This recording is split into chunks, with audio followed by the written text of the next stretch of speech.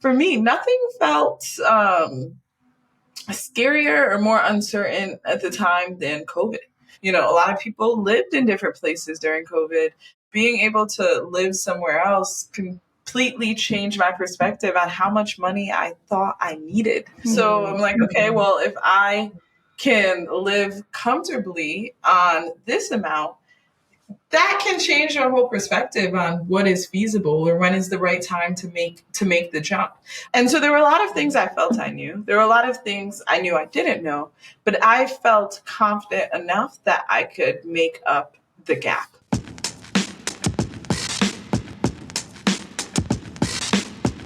Hey, Sheree. Hey, Han. How's it going? Great. I love this. I love this energy today. I mean, it is great over here too. And it is especially great because we have someone on the show today who is a mutual friend. And I feel like whenever we get to talk to a mutual friend, it's like a different kind of conversation. It is a different conversation. It's like a 100%. Pull up a stool. We all know each other. Like there's no getting to know each other. Like it's just, we just can drop into a vibe. I am so happy that we are going to be welcoming our friend Denisha to the show today. Sheree, tell us all about Denisha. So Denisha is a person I am just obsessed with. She is such a quiet force and how she's been moving and building in the world, just super helpful. She built most of her career in banking. So she was at Silicon Valley Bank. She was at Grasshopper for a little bit, just like brilliant person who kind of came out the gates, just like on it in a very almost like precision way. But then in the pandemic decided to follow her passion for music, which she had kind of already been doing on the side as a music journalist while being like a badass at SVB, and go full force into launching her company Stan. And Stan is a tech company that's really about the idea of fandom and using digital tools to empower artists to engage their fandom and also monetize their influence and their relationship with fans in a very intimate and engaging way. So I'm super excited to have Denisha on. Denisha, welcome to the show.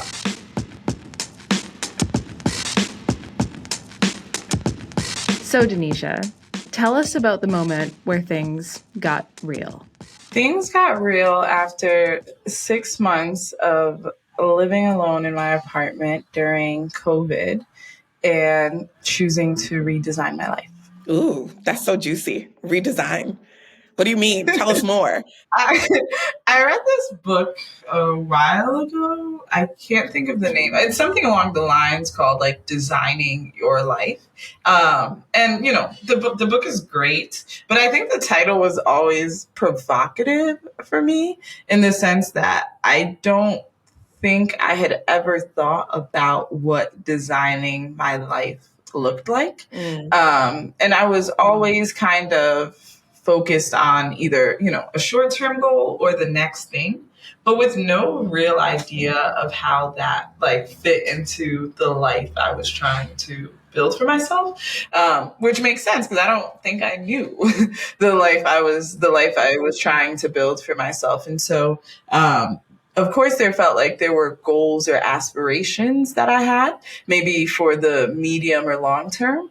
But that's all they really were, and kind of distant because I was going in a direction, but where the end goal was definitely very unknown. And where were you sort of heading, or maybe walk us through like prior to this 6 months and sort of reading this book? What were you focused on, and maybe like what did that feel like for you? I think it gets really easy to just like go through the motions, right? Especially when some of those motions are things you enjoy. I knew I wanted to learn more about tech and venture, so I was, working at a bank that allowed me to do that.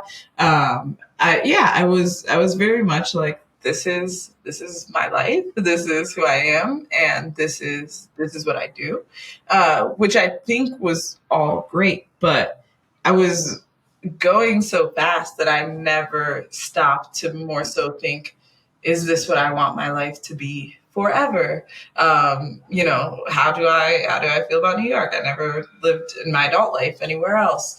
I just hadn't really thought deeply. And New York's a place maybe that's so consuming that you can have 3 events in a day, 4 events in a day. You can literally meet with 4 people and go to a dinner and still get drinks with someone after. Like, you can just do so much that you just feel so busy. There's sometimes when you actually stop to pause, and COVID was really the first time that I did that. It shifts a lot of that noise away. And so the noise goes away, and what begins to come up for you? You don't, and I knew you then. I mean, you were at SVB when you were probably one of the most important people to me being able to close my seed round. For context, for those listening, Denisha was at Silicon Valley Bank working specifically in the startup banking group. And I think a week before I had to pitch Flybridge and Eric Blatchford, Denisha organized a group of people from SVB to hear me do my pitch, because I was like, I've just had 60 meetings. I'm losing my mind. This is not working. And so she got her team together to basically give me real-time feedback from my pitch. And literally the next week, I think, I called Denisha and I was like, CEO of Expedia invested, Flybridge is doing $1 million into the round, literally maybe a week or 2 later max. So just context setting for Denisha's life pre-COVID and having literally 8 meetings a day, meeting with every founder, particularly women founders, particularly Black and Brown founders, and really open, using her voice as a young but super excellent and talented person within SVB to really open up the doors and put that institution behind people who traditionally the venture scene were not paying attention to. So just a little context for who she was as a founder who's very much directly impacted by the way she was moving pre-COVID. So just context setting as you talk about what happened once COVID set in and what was going through your mind. Thank you for that. And two, actually meeting founders that were really excited about what they were working on, even when obviously the odds are just so up against you, I think was one of the funnest parts of my job. I admired them, right? When you actually look at the risks that people were taking or the lengths that people went through to start businesses. Obviously, there were, I had an idea and someone wired me $1 million. There were those, but there are a lot of not those. There were, founders that wanted to build in hospitality tech and went and became a busboy at fine dining restaurants in New York. There were founders that liquidated their 401k. There were so many stories of just people being courageous, or what felt courageous to me, that I felt like the least I could do is help or proceed to try and help people in a tangible way that didn't waste their time during one of the riskiest periods of people's lives. And now as a founder myself, I realize there's a lot of vanity help versus real, this will move the needle for a founder, or does it more so look good for you or your firm or what you do without moving the needle for a founder? So I will say, once COVID happened and I did pause or get the pause to think, I do feel very grateful that I had that much exposure to so many people from so many different backgrounds who had tried so many different things. And at the time, I'd been in banking for about 3 or 4 years. So I also got to see a lot of different outcomes, right? I saw the pre-seed and seeds that went on to raise additional rounds. I saw the founders that pivoted and kept their companies, but chose not to raise any more money. I saw the founders that were I'm shutting all of this down and now I'm that much happier. So I got to see a lot of really, really different outcomes. And what I took away from it is regardless of the founder and their outcome, everyone seemed really happy that they tried and that they at least kind of, it was an itch that they scratched. Even if it didn't turn out to be what they wanted it to be, they had explored it to the best of their capabilities at that time. And so it brought a different type of peace or ability to pursue other ambitions in their life. I'm like sitting with that in Yeah, a real me way. too. And similar to Sheree, this is also how we met Denisha too. And I remember doing a similar pitch at SVB and also being like, wait, like my bank is going to do stuff like this for me, and being like, huh, wow, that's a pretty cool service. My pitch meeting wasn't as pivotal, but I do remember it being incredibly important in like tightening things up before I was really ready to go pitch. It was like, I think it was like my dress rehearsal basically before I went to go pitch that whatever 160 investors I had to go pitch to raise my round. But I'm curious, like kind of thinking back to that time and that moment that we were all in, like, do you think there's a connection there between the people you saw and experienced, their stories of like scratching that itch that you're talking about, and making those courageous moves, and what you're talking about in this moment of also designing your life and being really intentional about how you, I guess, like stack the blocks for something more long term? And if so, like what are some of the things that really stood out to you that you learned during that time that go into this whole designing your life problem? Yes, I didn't, during COVID was obviously also like really interesting in the sense of many people reacted different, many ways, right? And many founders reacted many ways, and many companies were at different life cycles of their company. So you're like seeing so many different things go on. And, I guess from a service provider perspective, you're also kind of meant to like, okay, like let's help. And, but the help just doesn't amount to the situation that a lot of founders were in. It's very hard to talk to a founder about thinking about, cutting some of their payroll from the position like you are in as a banker. And while obviously there's empathy there, founders just go through such unique experiences that I think because we read about founders, we see them on TV, we interact in the early stages of their businesses when there's such a level of humility there, that sometimes non-founders think that we either know more or we can counsel, or two, that we're in the same position, and you're just not. And so, and more and less talking and just more so listening. It was really, really fascinating to see people's thought process around things they were dedicated to during a period of uncertainty. And I think it was the first time that I had to like grapple with the idea that life is actually very uncertain. When you're, and maybe the American system overall is very much designed for this, but, from middle school, you're thinking about high school. From high school, your junior year, thinking about colleges. From first year of college, you're thinking about your internship. Then you're thinking, even the way corporate America is designed, it's very simple in the sense of, from 1 to 2, 3 to 4. And before you know it, you're really, really sucked in. And for me, after a while, I was like, I was grappling with all this uncertainty, with COVID, while I was realizing from the moment a founder started their company, they had learned to manage uncertainty. They already, so much of their life was already uncertain. You can plan for a seed round.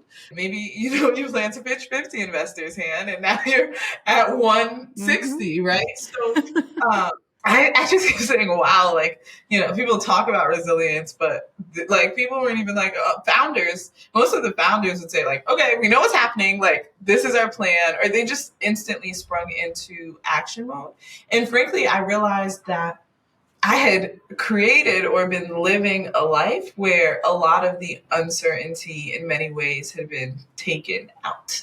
And again, that's also okay. And I think that we need periods in our life where that exists. But I was kind of getting to a point where realizing if I was to make plans for my life in the future, I'm doing it around this like environment of certainty I feel I created. And that's still a false positive because by default, life is not certain. And the more I talk to, I guess I get kind of keep grouping people into like these two camps, but some of like my founder or more entrepreneurial friends versus my friends in corporate America, or, just we're very structured about a certain path.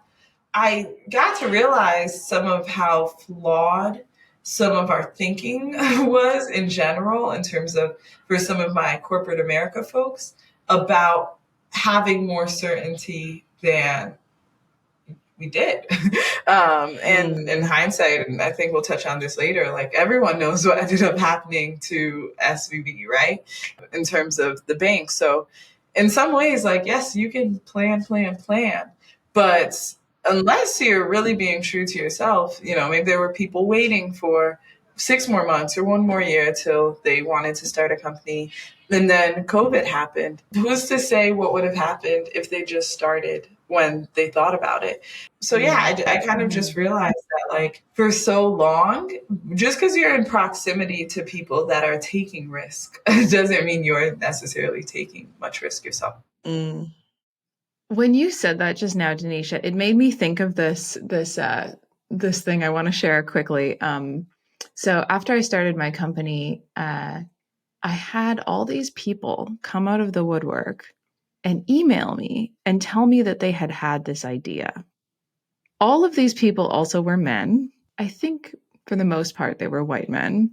And they were like, oh, I had this idea and like, oh, I didn't like do it, but like, it's like cool that you're doing it, like good for you, but also like I'm like kind of annoyed at you that like you're doing it and I'm not. Like it was like these weird like kind of like backhandedy like emails that were like, oh, cool, but like, and I'm just like, the first few I got, I was like, okay, I don't know how to respond to this. I'm just gonna like try and be nice about it. Like, yeah, thanks for the support, And then after like a few years of this, I just like started ignoring them. And I thought it was hilarious because I was like, yeah, but you didn't. Yes. You didn't take that risk. You didn't. Too bad for you. I don't know what to say. Like, it wasn't easy for me either. Like, you want to email me and whine about it now? Like, and you're so like, this is what you're talking about. It's like taking the risk, doing the thing, designing your life. And it was really odd to me because I've always been this person that's like, I'm not going to live the story that other people are writing for me. I'm going to write my own story. And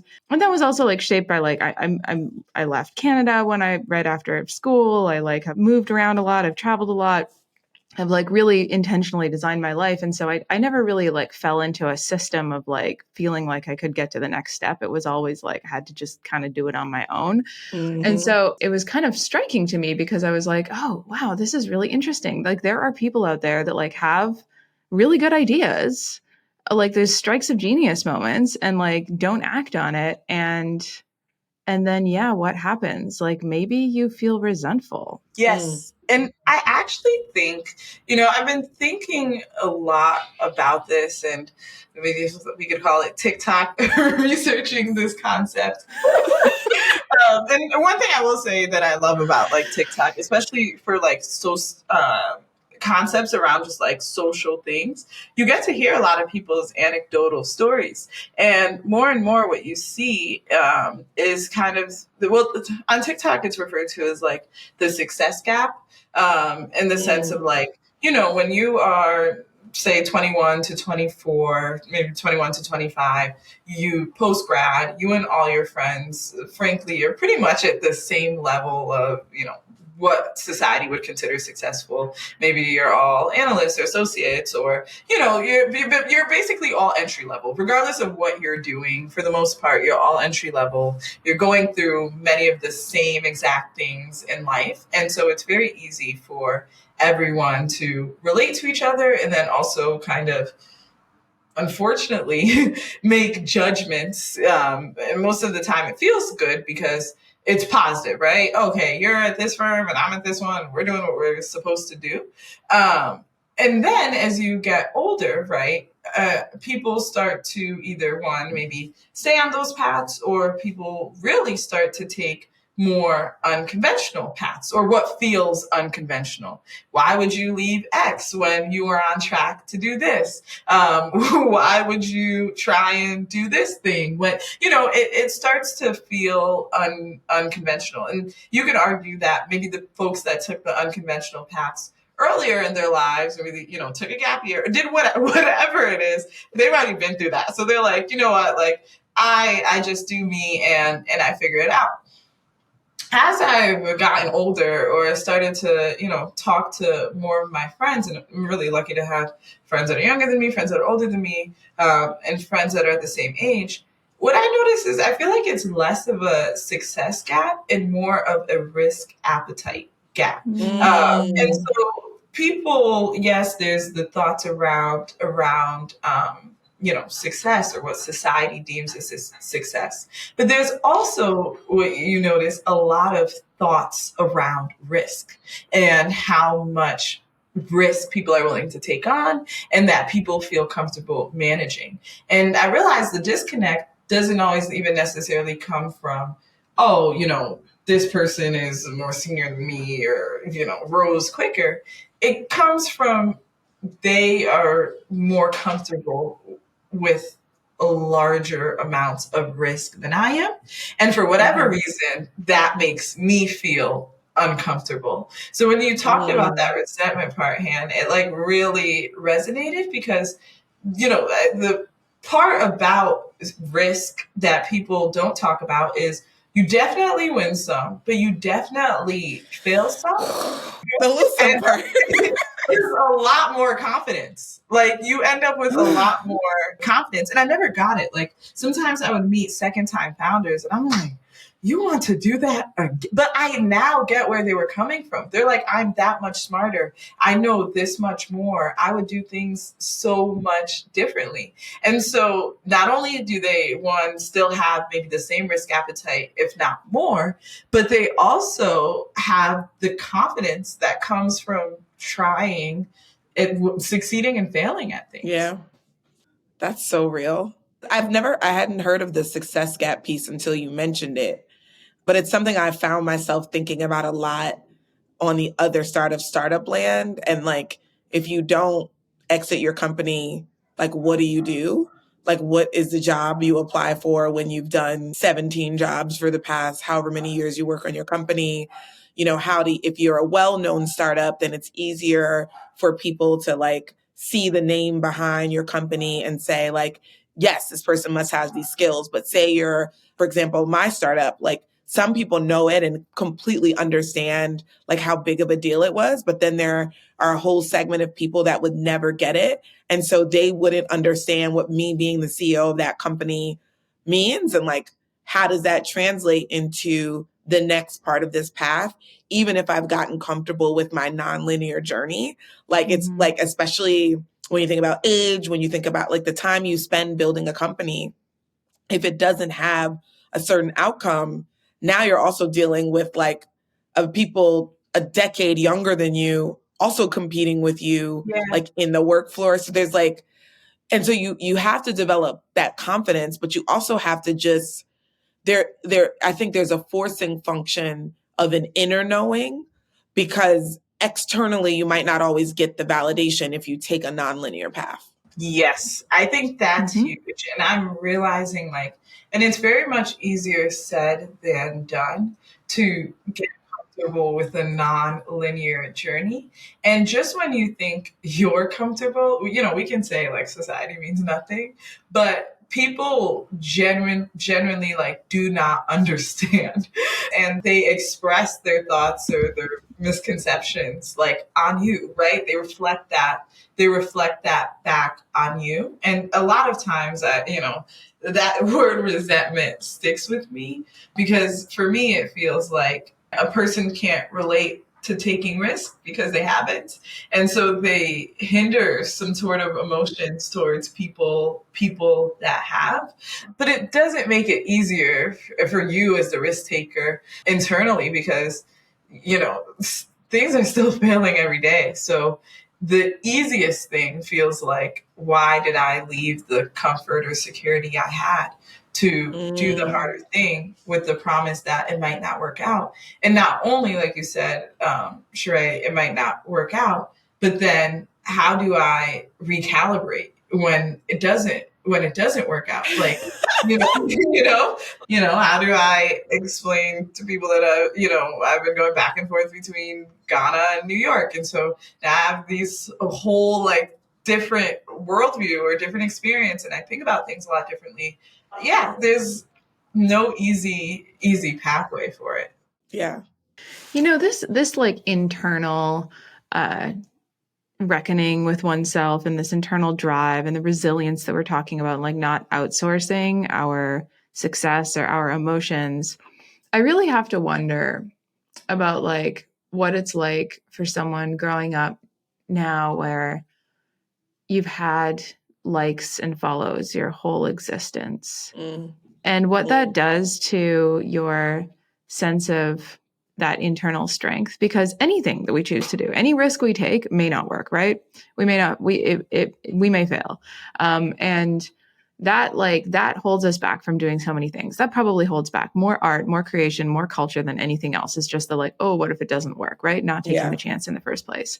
And when it doesn't work, yeah, it sucks. You don't get external validation for it. That's a thing. But if we can still appreciate ourselves for having taken the risk and done the thing and look at what we learned and be better, stronger, more ready to go people at the next challenge for that, then great. Like that's what it's all about. But I think my hypothesis is it gets like harder and harder to do that as we live in a world where we increasingly get a lot of external validation for this kind of stuff. And what you were talking about, Denisha, on TikTok, it reminds me of this like phenomenon that Taylor Lorenz was reporting on the other week of like creators kind of making these like sad, like resentful stories and stuff about like, oh, this video didn't get like enough likes and I spent 8 hours on this and still nobody likes it. You know what I mean? And it's like, yeah, you did. Welcome to the world of making content. Did you think it was going to be easy? Yes. How many times have you worked on a pitch deck and an investor like yeah, like how many times did we rewrite pitch decks? Like hundreds every night, right? I mean, like every night. Yeah. And like this show, like making it is a lot of work, like marketing it is a lot of work. You can absolutely create all sorts of stuff that people just never see and never appreciate because whatever, like wasn't the right timing, or you didn't like hit whatever wave properly, or I don't know. There's 1,000 reasons why things don't work out. But I do think it's interesting that people get resentful and frustrated when the risk that they took didn't work. And yeah, I just wonder what we're headed towards in a world where we get more and more external validation for what we do. Yeah, I think and I'm sure you have a lot of thoughts on this, Sheree. I think the external validation one is so interesting, especially in the rise too of like grifters, like information, in the sense of when you realize just the lengths people went through sometimes to get that external validation. Yeah, I think it's really dangerous and almost really scary. So dangerous, so scary. And in fact, actually, it makes me want to pivot this conversation a little bit to something we were chatting about earlier, which is this Beyonce album, which I feel like is just going to continue to dominate our record scratch moments. That is such an amazing, like, fuck you, you have to accept me to the country music industry. like you will validate me whether you like it or not. Right. And like, do not mess with Beyonce moment. That I think was born out of like when she performed Daddy Lessons from Lemonade, right? And like the country music industry like did not accept her, right? And so I'm kind of curious to hear your take on this, Denisha, given where you are right now and like what you've been hearing about the album, as we all kind of think about this like external validation too.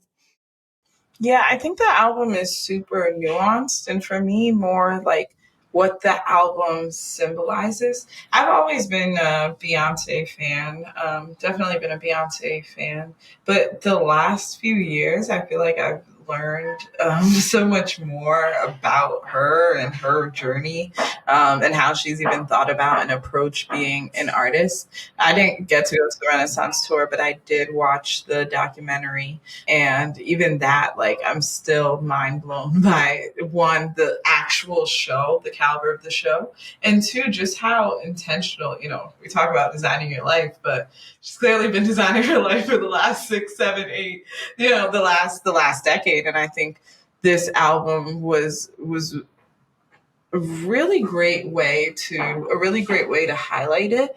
There's something that keeps coming up in our conversations is kind of like society, right? And how society thinks about things and how society approaches things. And I think that it's really interesting, especially when she's typically she's typically been snubbed for album of the year, or some of these record breaking achievements, as the Grammys likes to think, how she's chosen to combat that, right? You see artists that have created really amazing bodies of work and then have then released what some would consider more pop viable or more commercially viable music after, and ended up winning the Grammy or ended up getting that accolade. And to see her going in a different direction that is even more dedicated to her artistry, to the exploration of that artistry, to bringing people along, and people that had, there was a lot of talk. I think I'm always fascinated by her ability to elevate or put newer talent on a platform, whether it was the Gift album or Renaissance or this upcoming album. Like she does her homework in communicating a message to the world. Spotify, I don't know if you guys saw this, the Spotify billboards in LA. And they put like all the up and coming Black artists in the country genre that were featured in the album. They put their names, and it just talks to the like sense of like power, or the ability to use your power, wield your power for good. So I think I've been ruminating a lot on like the symbolism of the album. With the album, for me, Beyonce, especially her last few albums, have been so unapologetically Black American, in a great way, in a way that I think is really great, in a way that as a first generation Ghanaian American, I've come to learn, one, not only just how nuanced, obviously, the Black American experience is, but how the world globally perceives or likes to think they know what the Black American experience is. So I've just really enjoyed it from a symbolism perspective, as well as the underlying power she's been able to wield with the album. It's interesting, her leaning so much into the Black American experience. How is that being received in Ghana? How are people like connecting to it, maybe versus Renaissance, or definitely versus The Gift? Like, what are you seeing? Because you've been in Ghana back and forth through these periods. I would say the Ghana story and maybe the West African story is an interesting one, in the sense of how I feel like music from the West is approached. Obviously, there's just like commercial, music that people like and that they embrace, maybe top 20, top 40, whatever. And then I think that there's this juxtaposition of appreciating when American or Western artists do fusions or connect with their music, a la Wizkid and Justin Bieber on the Essence, on a record like Essence, or a Future and Thames and Drake. There's a certain appreciation. There. Now, on the flip side, it's interesting because with the music from the continent really having its moment right now, whether that's on a piano or Afro beats or the various genres coming from the continent, I actually would challenge the continent in terms of how much people have really sat with the music, as well as how dedicated people are to understanding the nuances. And it was something I used to have even with the Kendrick Lamar album.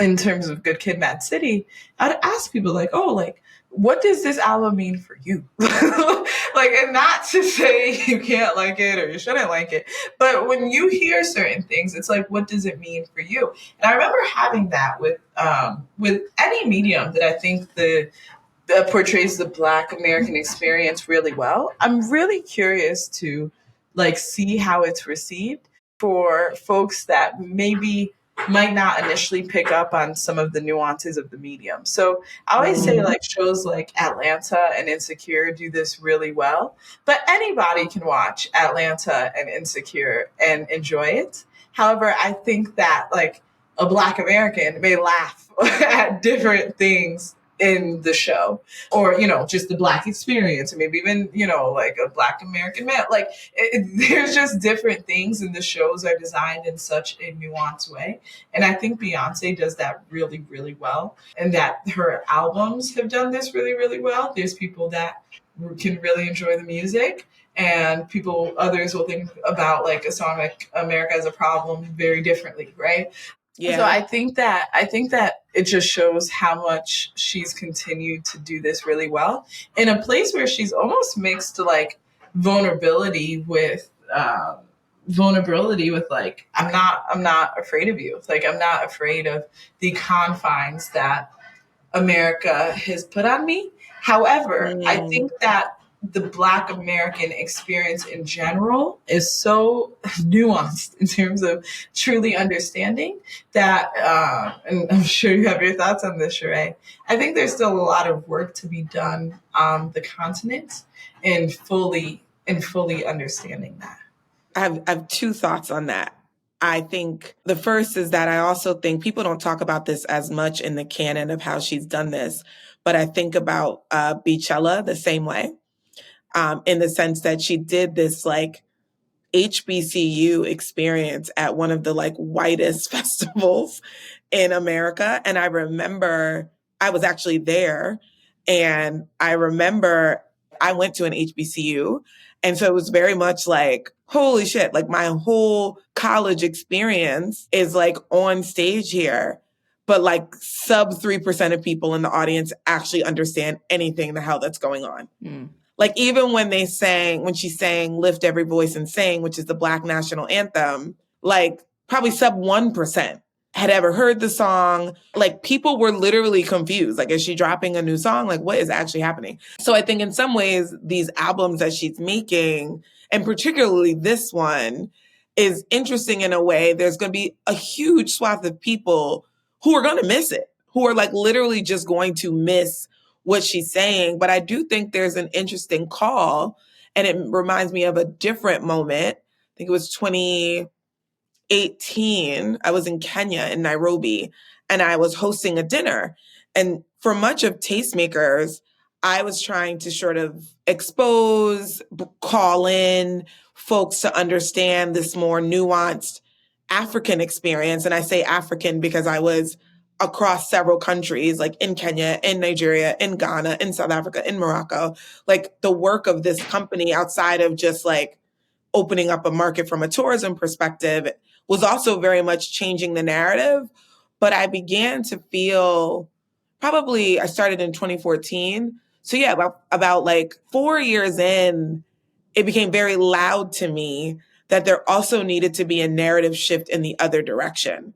And as an African American person, doing this work on the continent and very much embedded in like creative communities, like not many people that I can't call on the phone, like in these spaces, but realizing that in my effort to create pride and visibility and excitement around what was happening on the continent, there was no mutual effort happening on the other side. And so I did this dinner in Kenya, and I decided to do a soul food dinner in Kenya, in Nairobi. And so I spent the whole day like shopping for collard greens, trying to find black eyed peas, like doing fried chicken, figuring out like ingredients for cornbread. And I did this whole like very Southern like meal my grandmother would make, but I did it there. And it was really like a pivotal moment for me in bringing together both this desire for connection and engagement on the continent, but also a desire to be seen for the fullness of my heritage and my experience. And I feel like Beyonce in many ways is doing this. And for those that care to be curious, there is an opportunity to like get underneath these stories, especially as a Texan, because these are like Juneteenth that we all have the day off now is very much a Black Texan experience. Yes. You know what I mean? It's not even just a broad African American experience. It is a very specific to Texas experience that now is like a Black thing. And so I feel like there's a lot in there that she's exposing in the album that I'm hoping, you know, on the continent, but also in general, like people lean into. Yeah, I think there's a lack of understanding globally about the Black American experience, and as you're talking, I'm realizing, you know, maybe a lot of the experience that's been highlighted or for decades have been the Black American experience on the coast, right? You know, everybody can tell you New York and LA or the West Coast, like, you know, the coasts have been widely represented. So when it comes to more of the Southern Black American experience, I think there's still a lot that is misunderstood. Or hasn't always been the most accurate depiction. It's interesting. I find myself here doing so much education around things that people have assumed are just popular without really understanding like the origination. Like something as simple as like someone from like the UK wearing a Telfar bag. And me like literally explaining like, this is why this bag like hit your trajectory to get so popular to make you want to buy it. You know, like sometimes I don't even think people like realize there was this great, I want to say it was Ebony, and they did a magazine cover a while ago, and it says the world loves Black culture but hates Black people. That was the title of the you know, I've just been so insular into like America and life in America that I never really thought deeply on how the rest of the world, one, maybe truly viewed Americans. Like it really, you know, period, all Americans. Lots of talks and conversation and just like travel and deeper understanding. But then when you add the nuance of Black Americans, right? Like it was a shock in some ways. So even if Beyonce is just bringing with, you know, the act one, act two, bringing those conversations to the forefront, I think it's really important work. I was going to say also what she's doing beyond just the stories she's telling in the music and the people she's uplifting, she's also making a very large statement.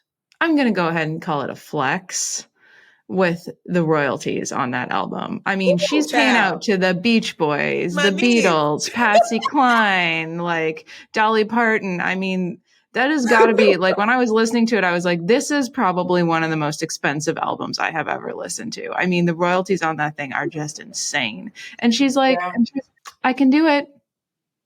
Yeah, you know, it's like, I got it. Me and my husband, we got it. We got this. We got this. Yeah, let's pay royalties to the Beach Boys. No problem. We got that. And like, it's like, wow. That is a flex. That is a flex. It is a real flex. Like if you look at, you know, all of the samples that are used on that record, it is large. It is a large amount of money. It is. It's no small feat. Yeah. You spoke about what happened once you realized that you weren't designing your life and that this was something that you had to do? Yeah. Well, one, I'd say, and so many times people, I'm sure this conversation has come up for you guys in terms of people asking advice, like, should I quit my job or start my thing and like still work and like, what should I do in that way? And one of the things I'll say is I was lucky, and I realized Shonda Rhimes talks about this in like Year of Yes, like while you're succeeding at something, you're going to be failing at another. But things always can kind of also be working out in your favor. And I say that to say, like, I was very lucky to be at a place where learning and exploration was encouraged. So before formally starting Stan, I wrote a blog for 2.5 years. My first investor came from like, he was one of my first 100 subscribers that blog. So I was very lucky for that. Wow. During COVID, during that time, I got to do the New York Times music podcast. So there was a lot of like great moments that I guess allowed me to also de-risk some aspects of the business. I was like, at least if this doesn't work out, like I can do music journalism or these hot takes about music or dissecting the intersection of music and technology. So I was like, okay, I definitely know like I have a POV on this industry in a very specific part because I was talking about fandom. Going to Ghana in 2019 influenced my perspective as well on, music coming out of the continent at the time and the experiences coming out of the continent. So it felt like there was just like a flywheel of things that also were able to kind of move in my direction. And I was really lucky to be at a place like SVB where when you express an interest, they're really great about setting you up with companies like, okay, like meet Sheree and talk to her more about Africa. Or there's a founder that used to work at Live Nation, like you should talk to them.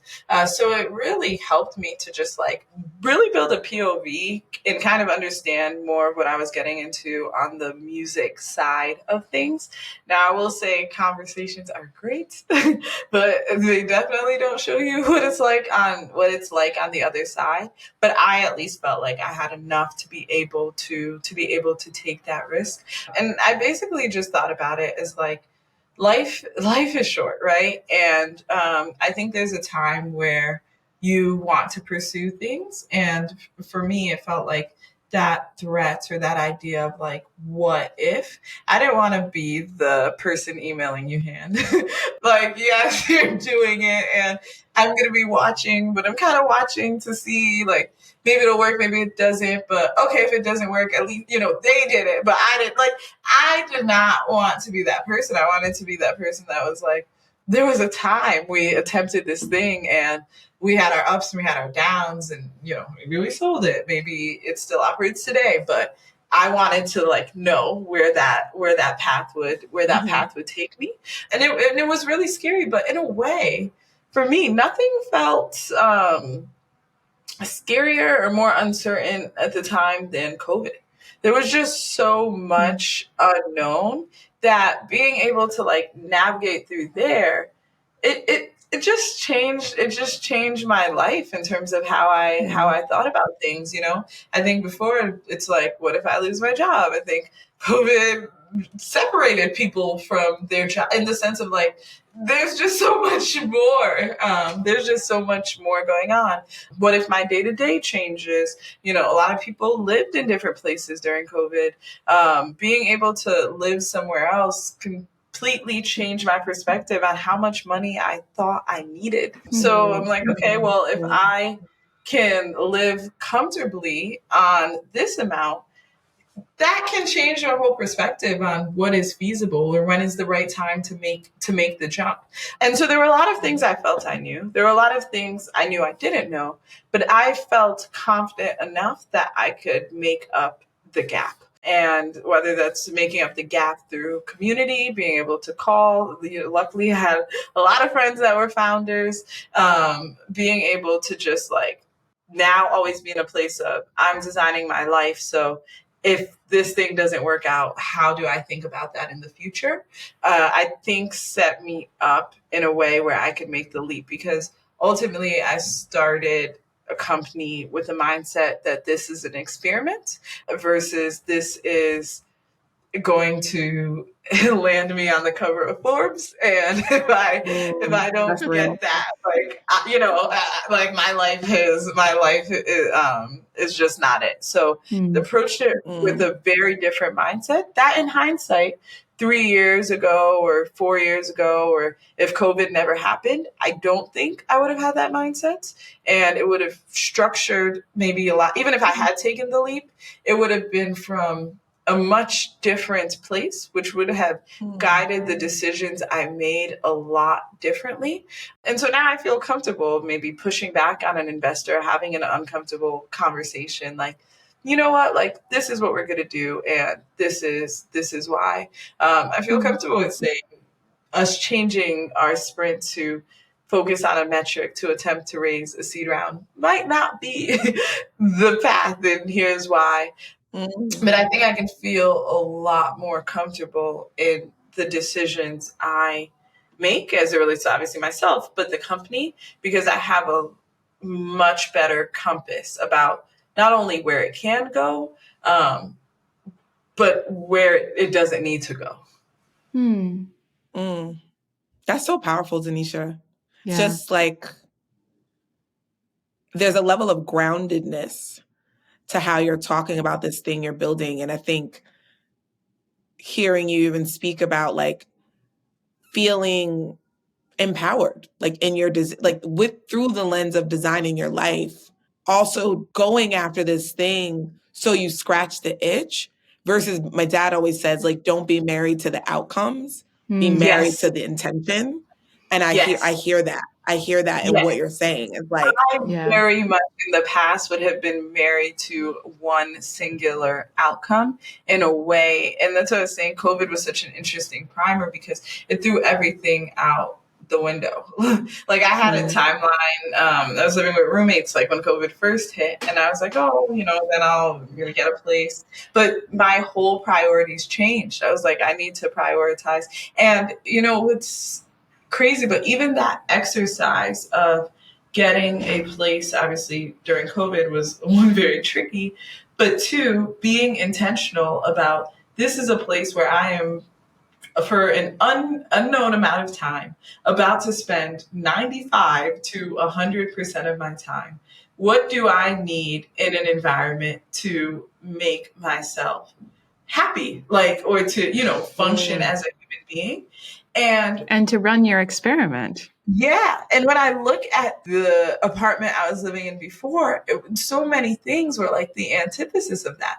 Like, I realized that I need sunlight to function. So the fact that I had a room that faced the building, I don't think I don't know how I did that for so long, but I do know how I did it because I was just like, okay, I'm close to the train and I'm not home that much because I'm always chasing or doing the next thing. So if I didn't even look at like my environment with a level of intentionality, like how was I doing that with my life? Whereas just that exercise was like one of the first things where I was like, okay, well, if I say I'm a person who wants to work out, like, did I think about the gym in my last apartment? Did I think about if there was one, about the proximity? Did I think about any of these things? So before I could just be like, okay, I'm out, like I have a new apartment, I had to go through like, what is my dream apartment and why? And how does that fit into my life?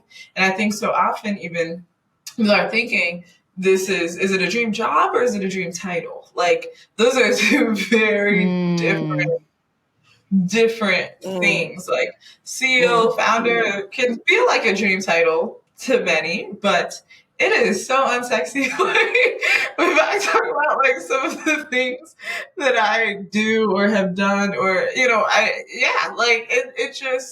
it forced me to recondition my mind in a way that allowed me to ground myself. And I didn't realize how necessary, like, to do something uncertain, there needs to be a fundamental level of grounding. I love that. Thank you so much for sharing that. I'm so glad we came back to the other side of your moment, because with thinking through like all the things we've talked to on the show just now, experimentation is this thread that runs through all of it, like this willingness to experiment. And by definition, experiment is like you either validate or invalidate your hypothesis. Like it works or it doesn't. And when you start on an experiment, you are accepting the fact right then and there that it might not work. And I think that gives us all so much more grounding and resilience, and also courage. Like thinking about our conversation with Beyonce too. Like this is someone who's put out albums in a bunch of different genres in the last few years. Like she made a dance album, she made a country album, she's known for being an R&B singer. Like talk about experimentation, right? 100%. Yeah. I think society, like, and it still like breaks my heart to this day. The more you actually like live, you realize how much society does a detriment. But we shy away from like truly like marveling in older people who are living their life really well. Because most times an older person, male or female, like living their life really well is usually, one, the product of experimentation, and two, the product of design. And whether you changed something fundamental in the design at 40, at 50, it's kind of easy to live decently well, whatever we think that is, in your 20s and in your 30s even. But as you get older, and now, even now, I think about it, I'm like, oh, like you see, an amazing woman and you're like, oh, she looks really put together and she looks really, it's really just a product of her experimentation, right? It's like, oh, she learned that like skinny jeans aren't for her, or, at a more superficial or visual level. But 100%. I think that's the thing for life too. Like I talk to my friends so much now, and certain things, I was telling someone the other day, I realized that in terms of how I like travel, and because I travel quite a bit for work, that if I'm going to like travel leisurely, I want to like curate as much of the experience as possible in a way that makes me happy. So I had to realize that like